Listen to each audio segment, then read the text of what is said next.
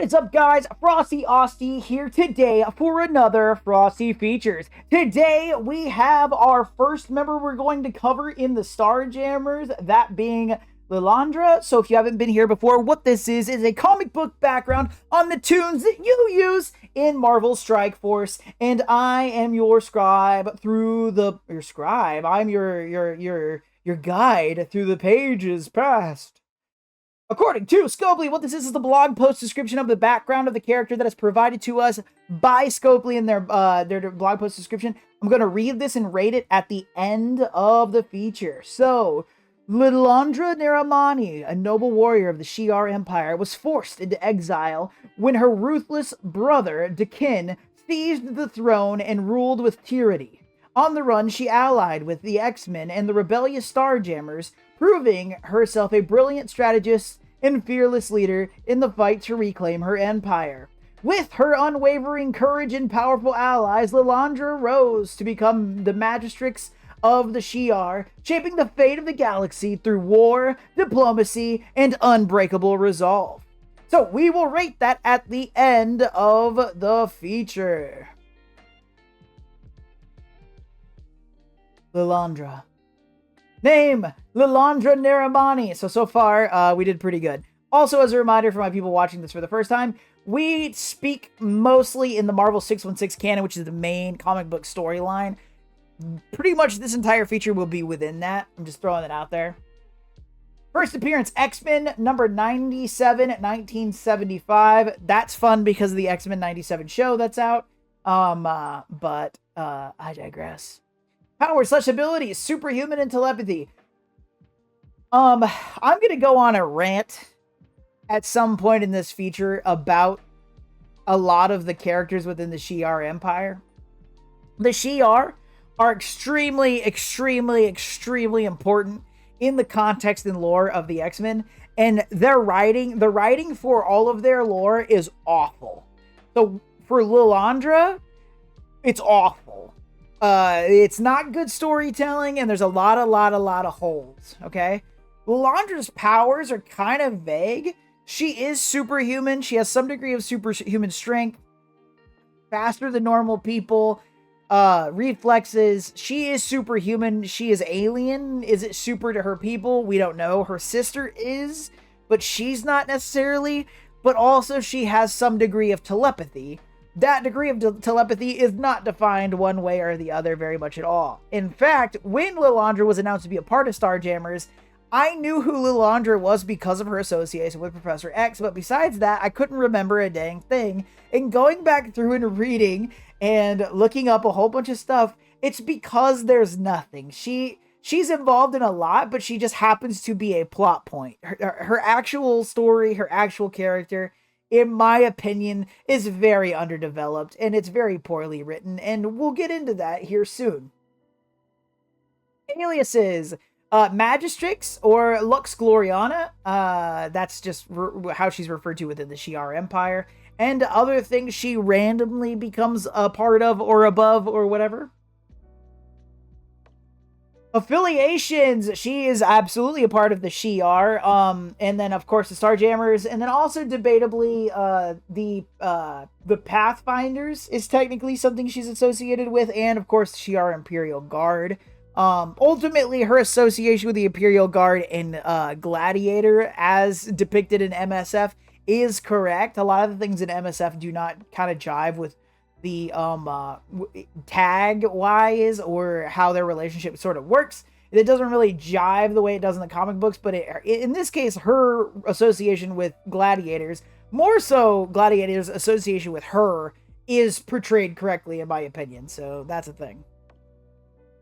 Background, she's born in the Airy, which of the Andromeda Galaxy. This is the Shi'ar home planet. Not much is known about it. In fact, I think in all of the comics, I don't even know if you actually see them on Airy. It's sort of, that's the thing with the Shi'ar, okay? The Shi'ar are so important. With all the stuff, anytime you try to look, this is the second week in a row I've tried to do Lilandra's Frosty feature. Once you start to try to dive into the Shi'ar, it falls apart. There's always these giant holes. Okay. So you're gonna find a lot of the things I'm gonna talk about today. It's pretty much gonna be like, hey, this was set up and then it died, right? And this has been around since 1975, and a lot of this stuff to this day, it's 2025, right? So 50 years later, to this day has not been defined. Okay. So anyway, ultimately, she is a royal lineage through the Shi'ar. That's the most important bit. Who died? Her parents and a sister. Okay? So she is born into this royal family. And so we have not only is a Shi'ar a mix of just crazy royal I slept with who, whatever, blah blah blah blah blah. Now this person's in charge of the Shi'ar. Now it's this person, and well, this person is technically related to this person, so this person is like that. Part of my frustration with this Frosty features, not only is that the Shi'ar problem, the Shi'ar deal directly, heavily, whatever, with the tomfoolery that is the Summers lineage, the Scott Summers, Cyclops, and all of them. And we'll get into that. And it's so hard to explain that one at the end, spoiler alert, at the end of this, the way that I'm going to rate the feature is the opposite of how I've ever done it. It's completely different. So ultimately, she had her parents, right? So the Magister of the Shi'ar, and her mother. So the Magister's name, her father, his name is Magister Naramani. We don't get it. We just get a last name. That's it. And her mother is not named. Okay. She is born into a family that has 4 children. Okay. One is the kid, who the Scopely blog post referenced. One is Lilandra. One is Kelsey. And the other one isn't named still. At one point, Kelsey, also known as Deathbird, gets really angry because she's a bird. That's canon. She gets mad. Apparently, birds are prone to fits of rage, so she kills her sister and her mom. And Kelsey is the oldest in the line, so she was supposed to take the throne. She is banned, so Dekin takes the line, which moves Lilandra up in the lineage. And then the sister that died, that has no name for some reason, is the youngest sister. So Lilandra would not be in the place that she's in without that situation happening, right? It's funny, too, because in this, Lilandra's so important because she's the wife of, the wife, relationship with Professor X, very famously. A lot of sway. Deathbird's the most interesting character, and I will die on that hill in the family. Also, the only one that's really developed. The staff. Lilandra carries this staff around, but she doesn't really use it. She's pretty much always depicted with a staff, and it's never actually determined whether or not it's a weapon. That's how little the thought is put into her character. And it bothers me, so I decided to point that out separate. The wheelchair gifter. She is the person that gives. The X-Men all have the Shi'ar tech, right? That's a big part of the X-Men. That's how they're able to get around. That's where a lot of plot points are filled, is their use of Shi'ar tech. They get it from her. She gives the floaty wheelchair that Professor X uses, the really bulky wheelchair that for years and years MSF was like, we can't have that in the game. She is the one that gives it to Professor X. Alternate universes. So usually, when a character is in the Marvel 616, there's a whole bunch. There's just a lot of different versions of a character. As far as I know, and I went back through the wiki and stuff, there's 2 other versions of Lilandra in the Marvel multiverse that's, as of this recording date, that have been open. And they're completely different people. They're not even the same race. By race, I mean species, right? So, like, not even, some of them, one of them's a human, right? And they do completely different things, and they don't even look the same. But they just happen to be also known as Lilandra. That's how little is fleshed out about her character after 50 years in the comics. She's in the X-Men show, right? There's more fleshed out about all the characters around her than there are her. she is such a non-character, which is crazy because like, whoa, she's been around. She's involved in a lot. Like, what a like, like she's like a MacGuffin almost, or a red herring, or so. She's a major plot point with nothing behind her. That's just what it is. Relationship. So Calci, Dekin, and other. Those are her siblings. Charles Xavier's ex-husband. Xandra Naramani is her daughter. Besides that, the family tree, as with all royals, it expands and goes all over the place. So it is what it is. So yeah, sorry. And then here we go. Notable events. Lilandra is brought into a lot of things. She's a background character in all of them, and almost all of the stories are the same. They're almost all identical.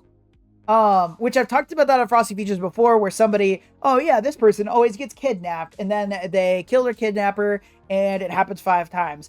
With Lilandra, she is supposed to be leading the Shi'ar or another group, and then somebody in the group makes her upset, or she makes a decision. She gets exiled. Somebody tries to steal a large bomb, different bombs, or an item that turns into a bomb, and they have to defuse it, and she becomes the leader again. That sounded very specific, right? That happens to her over and over and over. So, with that, and this, like, a lot, right? Like, even writing this, I had trouble not doing it 3 times. So, starting off with her origin, we've talked about it. She was born into her family to the magistrate and unnamed mother, right? And she is the ages go of her siblings. It's Calci, Dekin, Lilandra, unnamed sister. Lilandra, bird rage, kills mom, kills sister. That's all I could find, right?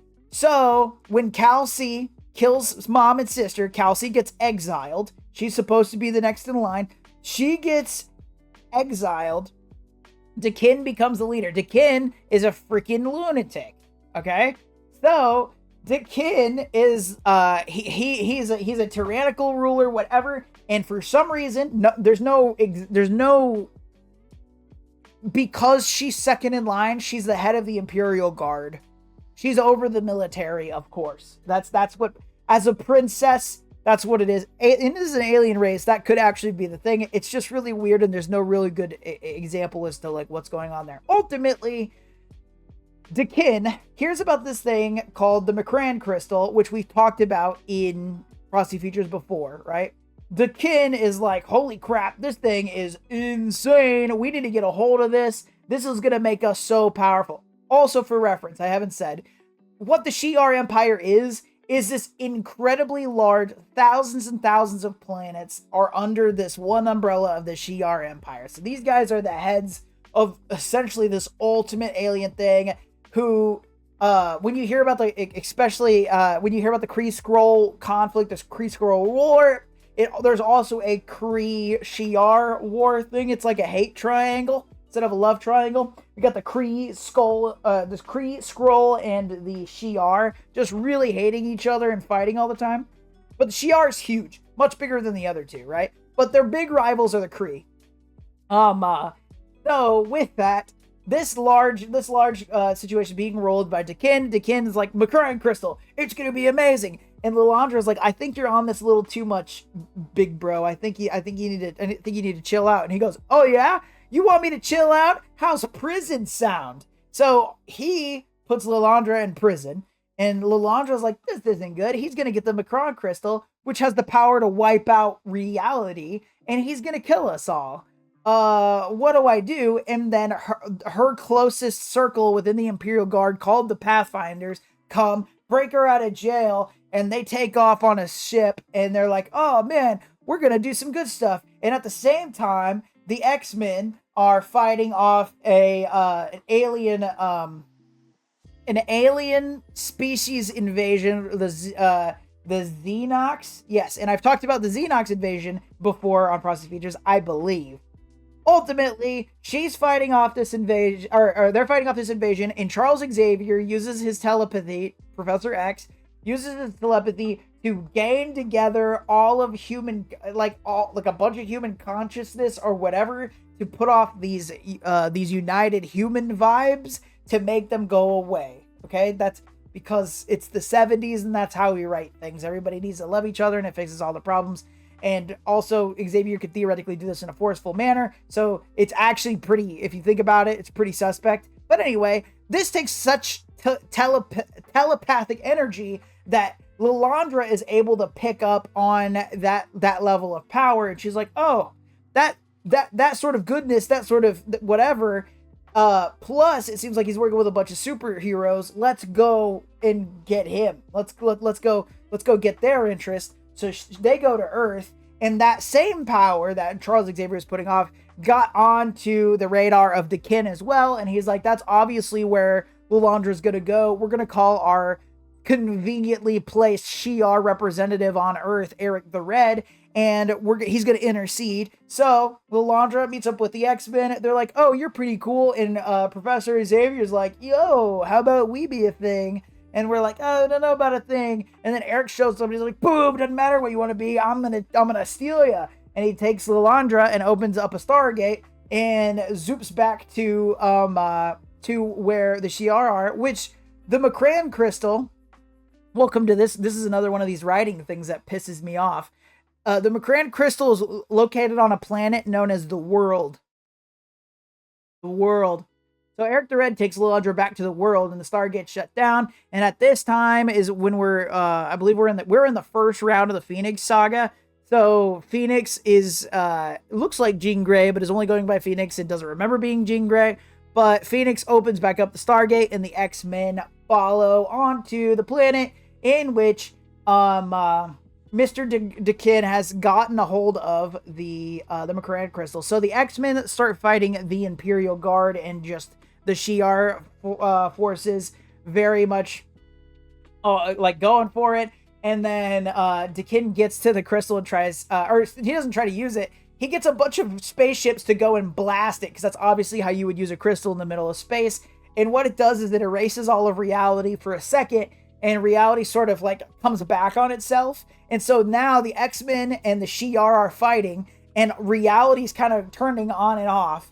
And then Corsair, and I'll talk about in our next notable event, I'll talk about the Starjammers a little bit. But the Starjammers show up and aid X-Men against the Shi'ar and are blasting it. And the Phoenix goes to the McCran crystal and is like, oh shit, he's gonna destroy all of reality if he's not careful. What's going on? So the Phoenix reaches out with the Phoenix Force and it's like, and the whole thing becomes like it's a neuron galaxy and all this stuff. Ultimately, Phoenix uses her extreme immense power of life itself to contain this neuron galaxy within the McCran crystal, and is able to stop it from erasing reality over and over and over and over. So she preserves it and saves the universe. Okay. With that, Dakin, the warp, his proximity to the crystal, the warping of realities, it has driven him mad. And so at the Shi'ar High Council, which is people underneath the Magistrix / Emperor / Magistra, they're like, yo, Dakin's not about it now. He's crazy. So we're gonna put him in a padded cell. And Lilandra, you're banished for a little bit. We're going to debate on what we're going to do. Ultimately, you're going to become the Emperor. So enjoy it. So Lilandra officially becomes the Magistrix, and that's how she gets there. And that's how she meets Xavier and all the things. Okay. So, yes, that is the situation. So, yes. So with that, let's move on to the Starjammers, which is what we're all here for, right? Okay. So the Starjammers, the whole thing. So I'm gonna start off. This is where this gets ridiculously complicated, and I have talked about multiple in a few different Frosty features. We've touched on the Summers line lineage, and it is insane. So sadly, we're going to have to hit on that a little bit today. So the Starjammers is founded by Chris Summers, okay? So if you thought the last thing was confusing, buckle in. So Chris Summers is Scott Summers' dad, Cyclops' dad. He's also known as Corsair, okay? He is a pilot. So back in the origin, we'll do Havoc here soon. So in the origin of Havoc and Scott Summers, etc., we have Scott, Alex, Havoc, and then Catherine and Chris are in a plane, right? Chris is flying the plane, and they are attacked by a Shi'ar ship. And to try to save Alex and Scott, they push them out of the plane with parachutes. And then Catherine and Chris are abducted by the Shi'ar. Okay, so they're abducted by the Shi'ar, and Catherine is pulled into, and this is Dekin as the Emperor. So Catherine is put into Dekin's harem, and Corsair, or he's not Corsair yet. Chris is like, screw this, I'm gonna go find that Emperor and punch him in his face, right? So he goes, and Dekin is like, oh, you love this person? Well, this is how little she means to me. Pulls out a knife and stabs her to death in front of Chris. And then Dekin starts laughing, and he's like, take him to the salt mines. So they send, Catherine's dead, and Chris is sent to the salt mines with, so he's down there working in the mines, and at a point he gets a group together, and they go and steal a ship and escape. And with that, the name of the ship they steal is the Starjammer, which is how they get their name, and then he takes on the name Corsair. So he becomes the leader of the Starjammers. Okay? That's important because obviously we have Lilandra affiliated with the X-Men now, and the X-Men is kind of led by Scott Summers, and then we also have Havoc being a big part of that as well.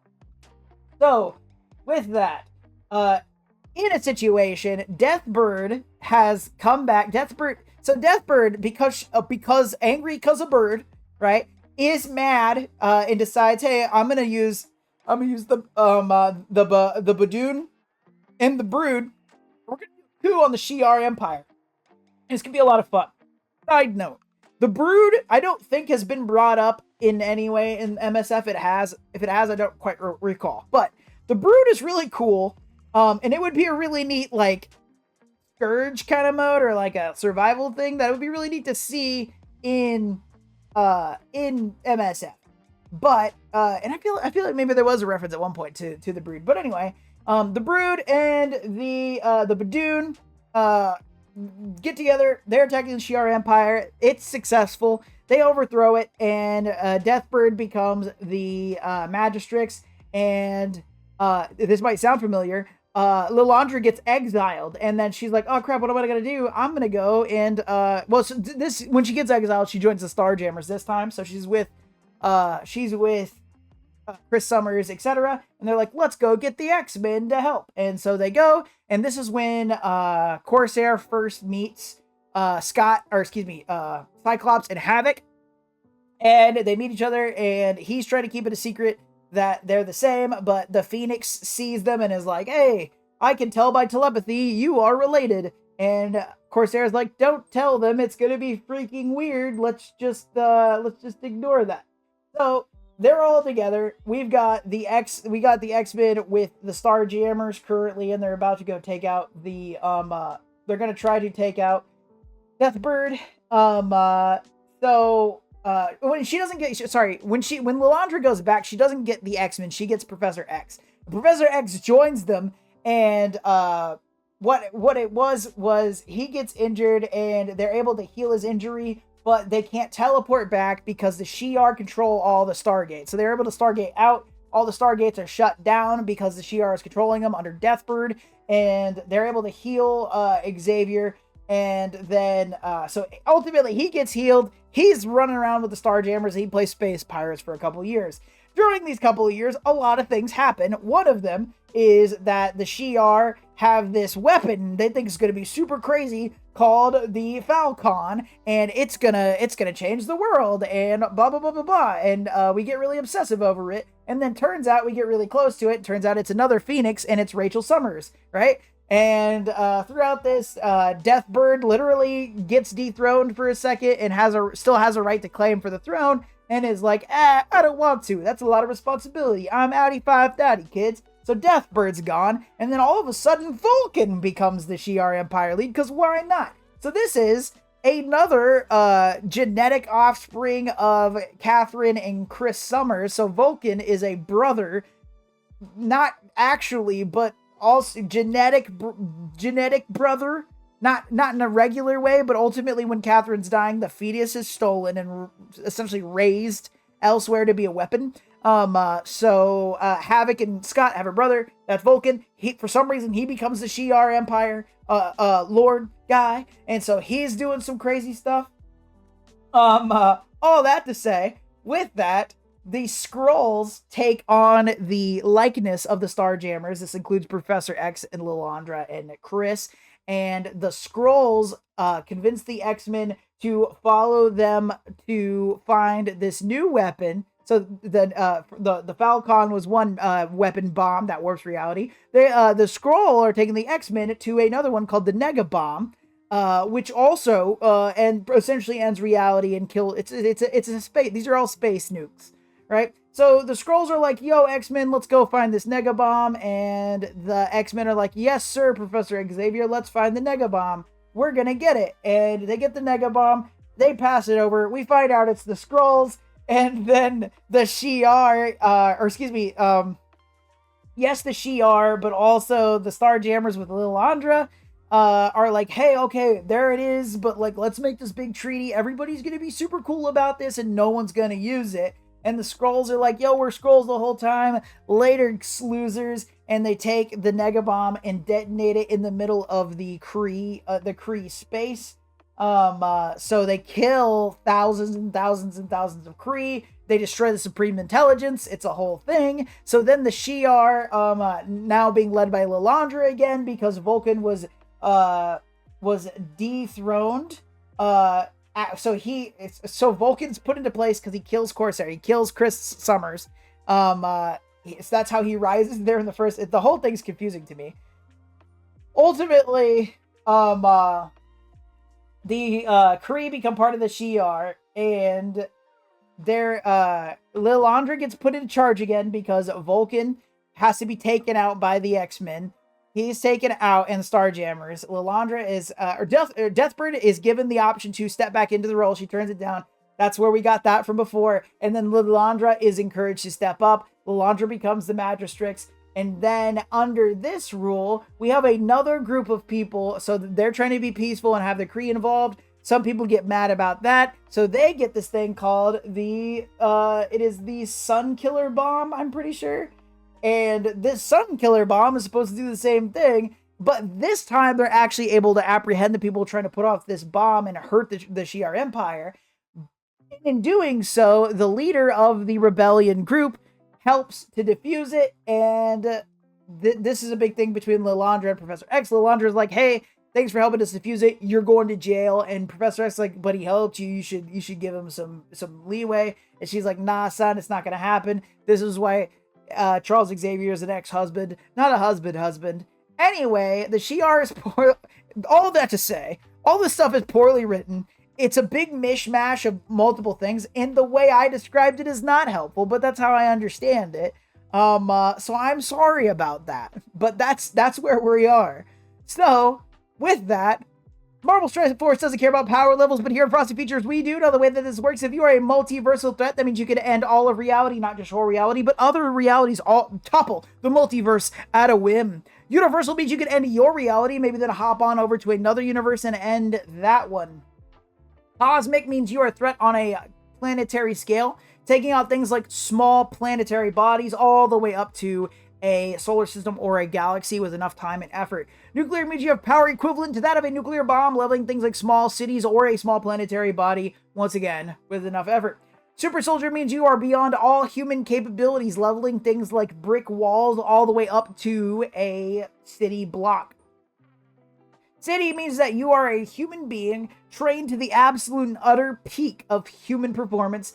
This is very similar to like an Olympic level athlete. In the Marvel world, a lot of our ninjas are secret agents, CIA, mercenaries are trained to this level. And then there's Greg. Greg is the undead Asgardian that is spawned by Hela in Marvel Strike Force, and without any help or Undying team to back him up, Greg is very weak and worth nothing, and we equate him to that of a regular human being. Therefore, if I, the most frosty of Aussies, being that of a humble, regular human being, is running along and stealing a bomb that will wipe out reality, or excuse me, let's say Greg's stealing the bomb. I gotta be the good guy here.